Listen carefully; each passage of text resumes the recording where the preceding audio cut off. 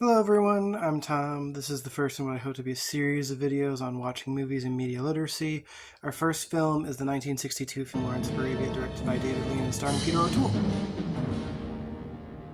So, I know a lot of people who saw Lawrence of Arabia a long time ago and then just remember it as boring and not much else.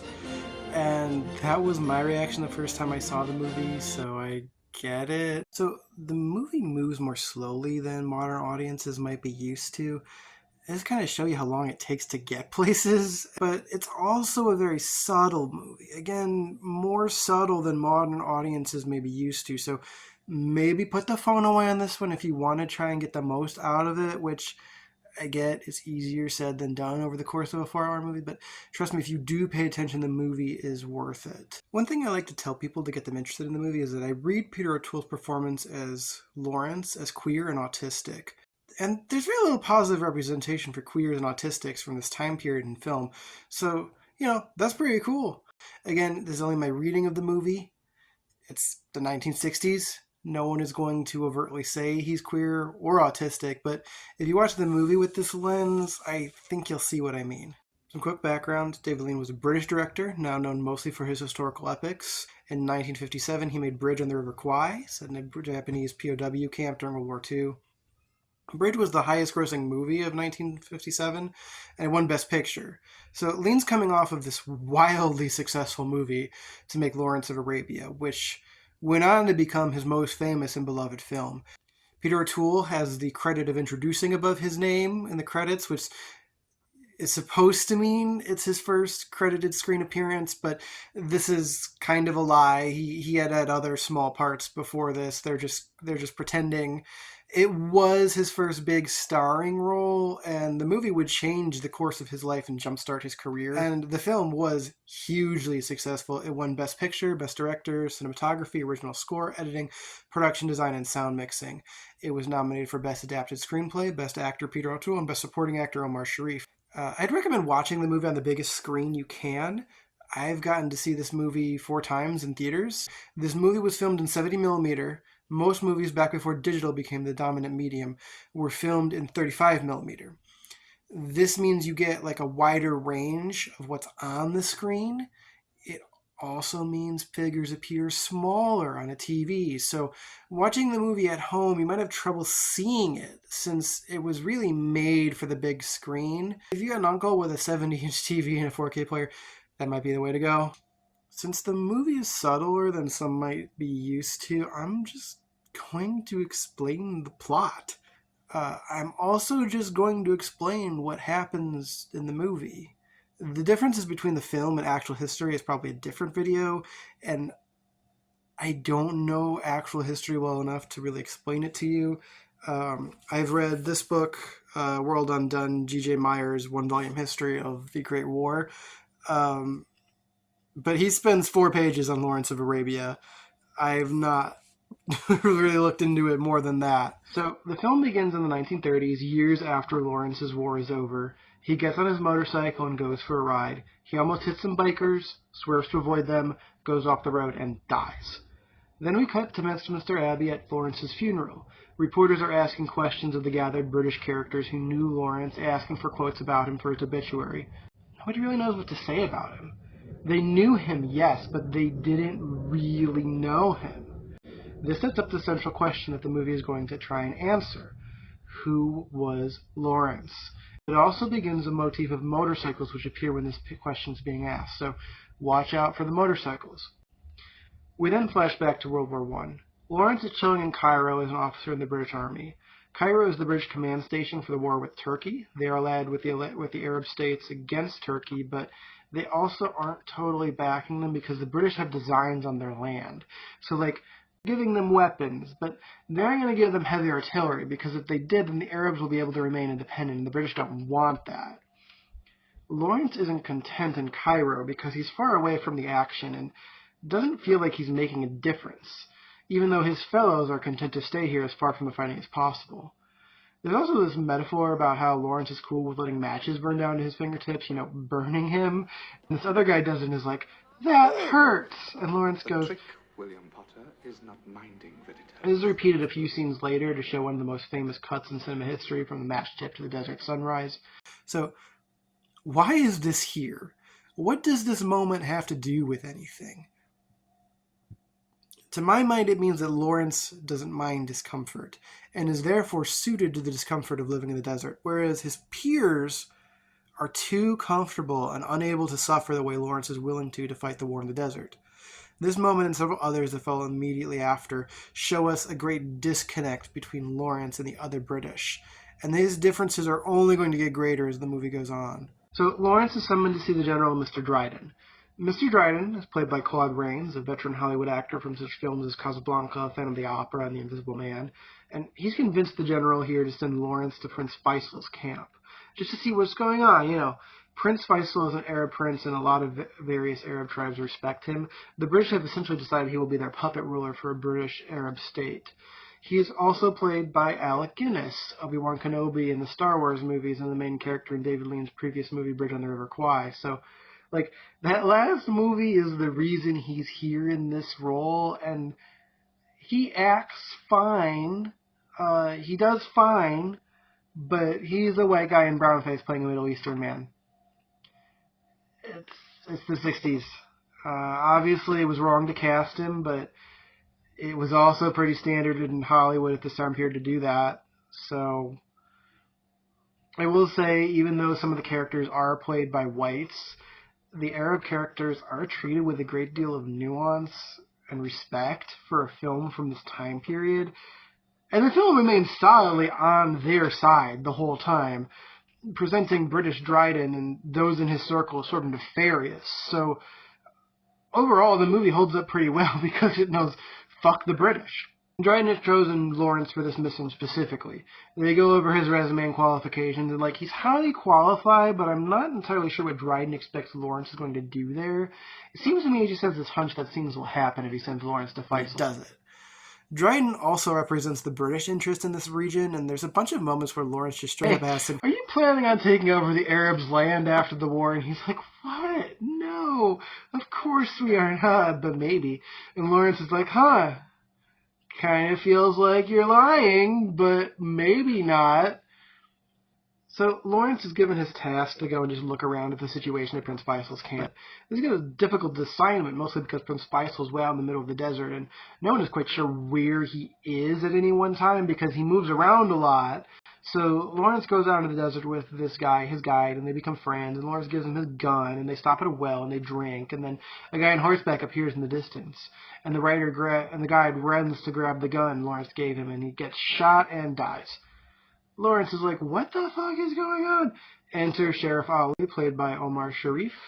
We learn soon enough that Sheriff Ali is Prince Faisal's main guy, but we don't know that right now. Sheriff Ali killed Lawrence's guide because he was of a different tribe and he drank from Ali's tribe's well, and water is so precious that this is a murderous offense. And Lawrence understands this in theory because he has extensive book knowledge of Arab cultures, but he is also very upset because he made friends with his guide, so he yells some stuff at Ali. And so long as the Arabs fight tribe against tribe, so long will they be a little people, a silly people, greedy, barbarous, and cruel. Prince Faisal repeats it to Lawrence later, telling him that Sheriff Ali told it to him. Or is it that you think we are something you can play with? Because we are a little people, a silly people, greedy, barbarous, and cruel. So Sheriff Ali takes the gun that Lawrence gave to his guide and offers to bring Lawrence to Prince Faisal, and Lawrence is like, fuck you, nah bro, I got a compass. And Ali is like, okay, whatever. So Lawrence is able to get to Prince Faisal's camp on his own. He has this hilarious scene where he's playing with echoes in the canyon and meets his British contact here, Colonel Brighton. Brighton has been the British advisor for Faisal for a while, and Faisal is sort of wary about taking his advice because he's so obviously working for the British interests. But also, Faisal just isn't used to technological warfare, which I know it sounds weird to be calling, bombs and planes technological warfare, but for World War I, it was. So this plane shows up and starts dropping bombs on Faisal's camp, and Brighton is like, I told you you were still within range, you need to move. And Faisal tiredly is like, yep, yeah, you were right. Fuck. So Brighton, Lawrence, and Faisal meet in Faisal's tent. This is a pretty pivotal scene to the movie, so it's worth going over in some detail. Brighton has told Lawrence, listen, let me do the talking, I'm British. And Lawrence is like, well, that's true. We get this wonderful moment where Sheriff Ali's identity is revealed to Lawrence, and we get a breakdown of the situation. So Faisal's army can't stay here. They're in danger from Turkish air raids. They have to move, but where? So the British are a naval power. They can supply Faisal's troops, but only at a water port. Brighton wants Faisal to go to Yembo, where his army will be essentially useless in taking the city of Damascus, which is the endgame of this campaign. And Britain can fight the war against the Turks and easily take everything over after the war. Faisal is reluctant to do this because, well, the whole damn plan. And Lawrence immediately sees this and says so. This moment makes Faisal realize that maybe he can work with Lawrence in a way he can't with Brighton. So there's this wonderful moment where Brighton thinks they're all leaving the tent, but it's really a ruse so that Faisal and Lawrence can speak privately. So Faisal kind of clarifies the situation. It's just like they want to take over Arabia, and Lawrence says, yeah, the English probably want to take over Arabia. You should deny it to them. And he declares that he can be loyal to both England and Arabia. To England and to other things. And Faisal's a little skeptical about this. Lawrence doesn't seem to realize how difficult that dual loyalty is going to be. And Faisal does. Faisal ends the conversation by saying that they need a miracle, and Lawrence decides to give him that miracle. He suggests that they attack the Turkish city of Aqaba. It's heavily defended by artillery, but the artillery is aimed at the water to protect against sea attack and can't be moved to shoot at the desert because they don't expect an attack from the desert because there's a really lot of goddamn desert behind them. So when Lawrence suggests his plan to Sheriff Ali, he's like, you cray-cray, Whitey. And Lawrence is like, yeah, that's why they won't see it coming, and he talked everybody into going with this plan. Faisal and the wounded and civilians will go on to Yembo with Brighton, and the army will cross the desert to Aqaba with Lawrence and Sheriff Ali. There's a couple of subplots that happen here. One with these two teenage Arab boys who want Lawrence to take them on as servants. One of them dies crossing a different desert later in the movie. And then there's a moment where this guy is missing when they've just done the most dangerous crossing of the desert, and so Lawrence goes back to get him and saves his life. And then later, the same guy murders a guy from another tribe, and in order to stop tribal warfare, Lawrence has to execute him. An action which he later tells his superiors he didn't like because he enjoyed it so much. I killed two people. I mean, two Arabs. One was a boy. That was yesterday. I led him into a quicksand. The other was a man. That was before Aqaba, anyway. I had to execute him with my pistol. There was something about it I didn't like. Well, naturally. No, something else. I see. Well, that's all right. Let it be a warning. No, something else. What then? I enjoyed it. Shit. I didn't like doing it because I liked it way too much. Goddamn, Lawrence. Lawrence's heroic rescue impresses Sheriff Ali so much that he dresses Lawrence as a member of his tribe. And there's this hilarious moment where Lawrence is playing with his new outfit, and this guy, the leader of another tribe, shows up, and it's like, they're stealing my water. And so, Lawrence soothes things over with him and convinces him to join his soldiers with Sheriff Ali to attack the Turks at Aqaba. So the now joined army attacks Aqaba, and they take it. There's this incredible wide shot of them taking the fort, and holy goddamn, it just really shows you the scale of the production. So they take the city, but Lawrence promised this other guy that there would be gold here. And instead of gold, they have paper money, which he's not a big fan of. So he gets mad. He starts smashing stuff, including the telegraph. So Lawrence is like, shit, we don't have a telegraph, so we can't tell Cairo that we took Aqaba. So they can't send any reinforcements or supplies. So he's like, shit. And he like rightly reasons that if an Arab goes to Cairo and tells them that they took Aqaba, the British won't believe them because like this is a crazy, unbelievable sort of thing that they just did, and they didn't ask anybody for permission to do this. They just sort of did it. So like no one's expecting, oh yeah, like they took over Aqaba. Nobody's expecting that communication. So Lawrence decides he's going to have to go himself. So he and his two servants cross another desert to get to Cairo. There's this moment where Lawrence and his servant, the one servant dies in quicksand on the way there. They both get to the Suez Canal, and they're on one side of the Suez Canal, and there's a British officer on the other side on a motorcycle that's yelling across the canal at him. Who are you? Not recognizing him as an officer because of his Arab garb. I told you this identity motorcycle stuff would come back. Lawrence bursts into the British club in his Arab outfit with his Arab servant and tells them he took Aqaba. And he tells them all the things he needs, and Dryden is like, yep, we'll get you everything you need except for artillery. The other officers are like watching from the wings, and as the meeting ends, Lawrence comes in and isn't sure how they're going to react, and they embrace him like Rudolph on the Foggy Christmas. You're a freak, but now we know you're useful. Intermission!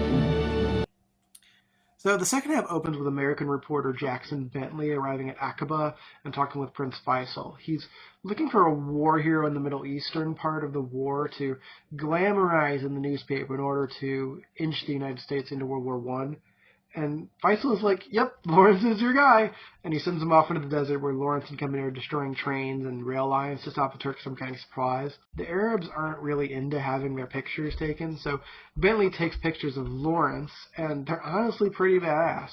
Also, they actually crashed this train for the movie, holy shit. Bentley's reporting makes Lawrence a figure of international renown. So they keep raiding trains and pillaging stuff and shit, and the Arabs are like, it's winter, we don't do war in winter. And the British are like, what the fuck, come back and do war for us. So the Arabs wander away, and Lawrence is like, I have to keep doing war. And Sheriff Ali is like, you cray-cray, Whitey. And Lawrence is like, I'm going to take over this town by myself. And Sheriff Ali is like, okay, I'll make sure you don't die. And then Lawrence is captured, and you think it's because he's obviously not Arab and they know who he is, right? But no, it's because he's twinky and hot, and this dude wants to homoerotically beat him, and okay, so this part confuses some people. My friend I went with this last time, and a couple people in the audience I overheard as we were walking out, did not get this bit of subtext because in the modern, you can just say this part out loud. And in 1962, you couldn't. We don't really know for sure, but most likely Lawrence was raped here. Certainly the movie seems to heavily imply this, or as heavily as they can in this time period of film. G.J. Meyer actually says this about it. He was engaged in countless gun battles, was wounded several times, and was once captured while on a spying mission to Turks, who didn't know who he was, but beat him severely before letting him go. Probably he was sexually assaulted during this episode, though in later years he was evasive on the few occasions he made reference to it. The war in the desert was a savage affair in which terrible atrocities were committed by both sides. At the same time that Lawrence's activities made him an international hero, they left him physically and emotionally exhausted and psychologically damaged.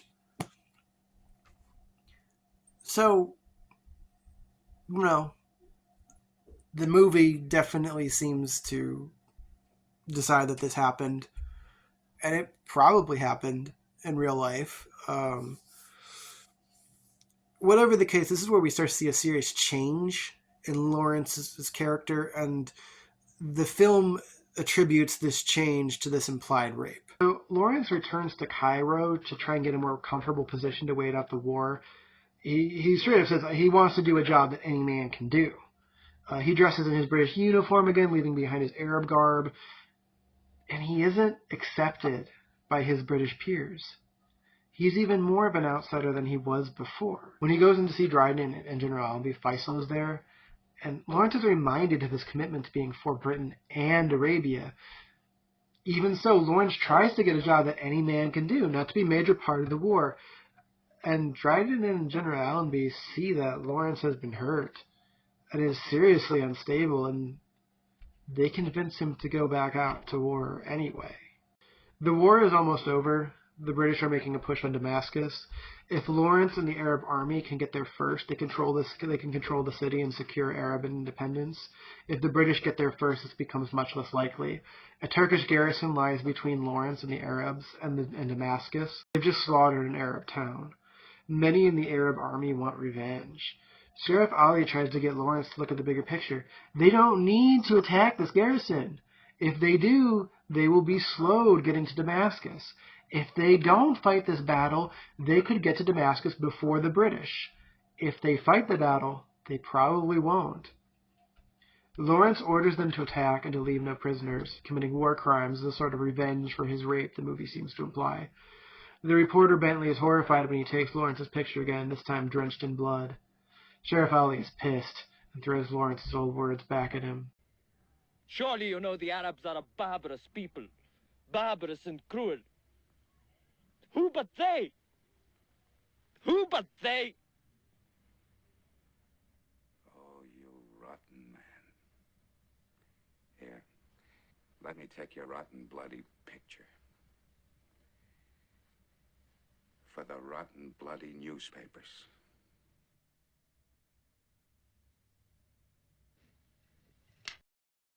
Now, the British and the Arabs are in Damascus, but Lawrence and the Arabs aren't able to handle all the repairs that are needed to the waterworks and electrical plant. They also aren't handling the hospital filled with Turkish wounded, so the British take command of everything, and Lawrence deciding to attack the Turkish garrison means that the Arabs have lost Damascus. Prince Faisal and Dryden meet and thank Lawrence, and then almost immediately begin negotiations over the administering of Damascus and by extension the entire yet-to-be-founded Arab state. Britain is horrified at how callously they treat Lawrence now that they no longer have a use for him. There's a moment where Lawrence shakes hands with this guy who said he once shook Lawrence's hand at Lawrence's funeral at the beginning of the movie, and it's such an awkward moment. It's like coming at this like low point for Lawrence where he's just like not feeling it at all, and this guy is just so excited to be meeting him. Then Lawrence is sent home. As he leaves, behind him there is a group of Arabs on horseback, and in front of him he sees a motorcycle racing by. To me, this is symbolic of him having to leave the desert and the events of his life for which he will be remembered behind, and racing into the future and his death by motorcycle. There's a lot of nuance to the character work in this movie, and even though the central question of the movie is, who is Lawrence, we leave the movie not completely sure. What we can say for sure is that he has been changed, greatly changed, by his experiences, and we are changed watching them. So hopefully that sort of helps you if you have trouble engaging with the text of Lawrence of Arabia. I'll see you again next time. So I realized as I was editing this that I keep saying horseback when it's camelback, so sorry. The other thing I did want to kind of add is Lawrence of Arabia is available for free on YouTube. That's where I got all the clips for this. Like I just grabbed the full movie, and I was able to grab whatever clips I want, which has been kind of a problem with some of like the ridiculous music videos that I was making. So if you haven't seen the movie and you want to watch it, it is on YouTube. I mean, is it super high quality? No, no, it's not. So I mean, but it is free, so it's hard to complain about that. It's good. So yeah, there you go. Bye.